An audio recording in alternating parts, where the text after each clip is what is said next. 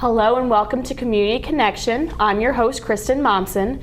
Community Connection is a show that highlights people who make an impact in the Hatboro-Horsham School District community. And at this time, I'd like to welcome our guest today, Mr. John Shegda, the president and owner of M&S Centerless Grinding, a local manufacturing company located in Hatboro. So thank you so much for coming. Welcome. And thank you for appearing on our show. Very happy to be here, Kristen. Thank you.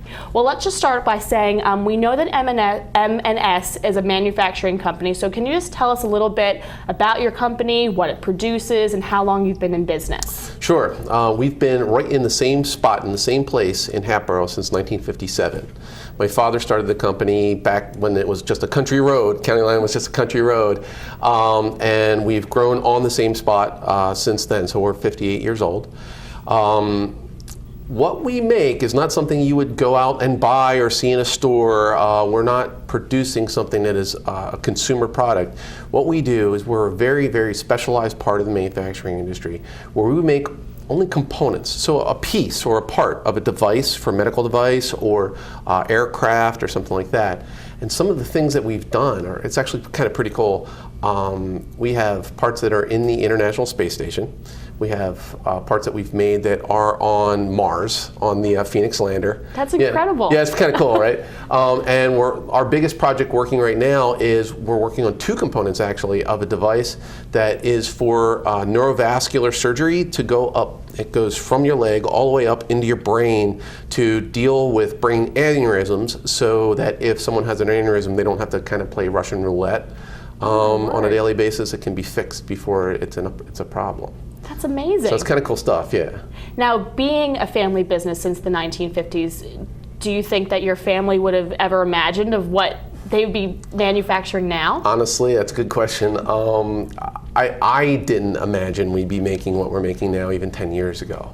That's how much the industry is progressing and changing, which is really one of the reasons that I'll segue into why we work with Hatboro-Horsham so much, because you have to have adaptable, young, smart people as a workforce to adapt to change that quickly. So yeah, I don't think any of us thought we'd be doing this recently. Okay, well, that will bring me to my next question. You are a member of an organization called the Manufacturing Alliance. What does that organization exactly do? All right, so the Manufacturing Alliance is a small group, but growing group of manufacturers in Bucks and Montgomery counties that are trying to make some inroads and change perceptions about what manufacturing is on a regional level, so Bucks and Montgomery counties, but southeastern Pennsylvania. And then really ultimately, we'd like to see if we can change perceptions around the country. Mm-hmm. A lot of people, when you talk about manufacturing, evokes an image for many people that's dirty, dark, dangerous, kind of grease-streaked face and bare light bulb and that kind of stuff. And it's just so far away from that. If you think about the things that we're making, like parts that are going up that are on the space station, we just completed a project that's going to the space station on December 3rd. And the medical work, it's all got to be really clean. It's high-tech, high-end, using all computerized equipment. So it's far different than what many people think it is. Mm-hmm. And we kind of feel it's our duty, this small band of manufacturers, to try to spread the word, get more manufacturers to join, and go and talk to schools, guidance counselors, parents, as well as community colleges and whatnot to spread this awareness of the reality of it? Okay. Yeah, to basically wake people up to what manufacturing has become, and show that there are good careers available. It's not just a job, you have to think of it more like a career. Excellent. All right. Recently, a group of Hatboro-Horsham High School students visited your plant as part of a manufacturing day. Mm-hmm. So what did you show them, and why do you think there is an effort to expose students to this type of manufacturing? Well, for all the reasons I just, we were just talking about, but that was a great day. We were so happy to have that group, 30 or so students came from Hatboro-Horsham, and we broke them into two groups and took them 15, because it's hard to take 15 or 30 all at one time through the shop. So we split them in two and kind of went around as two separate groups. And we tried to show them everything all of those things that we were talking about just a little bit ago, the brain stuff, and we do a lot of cardiovascular, so heart-related work for pacemakers and that kind of thing. So we tried to show them all of these life-changing things that we participate in. Even though we're not making the whole device, we own a piece of it. We are one of the ones that are responsible for it to getting to market. And we wanted them to engage with our employees because we have a really young group of people in our company. We have our average age is 31, but we have a lot of guys that are 21. We have one that's 20. A couple that are 21, 22, and a whole bunch that are 24, 25 years old. So it was really good for this, the students to engage with them. I'm sure they related very easily. They can ask questions, and we wanted them to ask, well, why are you here? Because all of our guys are very, they're very personable, and they like to relate why, because they really are engaged with what we do. So it was a really good day. We tried to show them everything that we do and the opportunity that exists within manufacturing and companies like ours. We're not the only ones. There are plenty of companies like ours out there. Excellent. Forming partnerships with high schools and colleges is very important to you, as I can see from what you Absolutely. just said. So can you talk about why these relations are important to you specifically? Yeah, well, you have to think of it. Most manufacturing companies are not like us.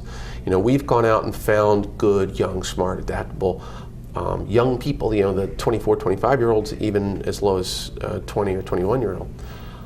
But most manufacturers aren't doing that. Most aren't really thinking that way because they think wrongfully that the young generation doesn't want to work. I think that I'm going to count you in that. You're in the millennial generation, I'm sure, Yes. and the bad rap that the millennials get is that they don't work the way we did back. When I think it's totally erroneous. I think it's completely wrong. It's knowing how to relate to the millennials. It's knowing how to engage them. And when you do that, you find that they're some of the hardest working and smartest people that we have in our shop. We have more than half of our group are millennials, and they work just as hard or harder than anybody. So it's really important to show what the opportunity is to high schools and community colleges, Penn State, Abington, all of the schools locally to address this, because it's the lifeblood of our industry. If we don't start replacing the older generation that's on the shop floor, then a lot of these companies are going to go out of business in the next 5, 7, 10 years. And it's honestly the most critical issue facing manufacturing today is this aging of the workforce, and we really haven't done a whole lot about it. So that's tying it back to the Manufacturing Alliance. That's one of the reasons that we are so engaged with the Manufacturing Alliance, because that is the most critical, that is the biggest issue that we face. I couldn't agree more. What kind of internship programs do you offer students, and how do students who are interested in that, how can they learn more about that? So we just instituted a true internship program, training program this year, and we had a few guinea pigs in it. So we had 9 guys going through it this summer. 5 were our young people that we hired as full-time employees, and 4 were 2 high school and 2 college kids, and put them through this whole training internship program where we gave them rotations through every area of the shop, including quality and the office, and they're taking online testing, going and working in different areas of the shop.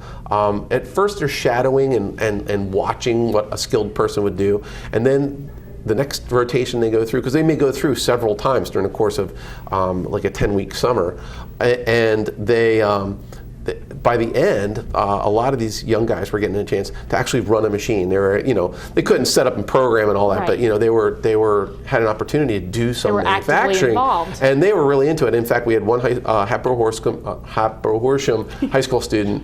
Tom Abraham was one of our summer interns, and the other high school student was, I think, from up Mid-Acton or some area like that. And then we had 2 college students, and it was great. In fact, not one student missed one day of work, and when they all left, all of our guys on the shop were like, "Where does kids go?" We really liked having them around. So it was a really good experience.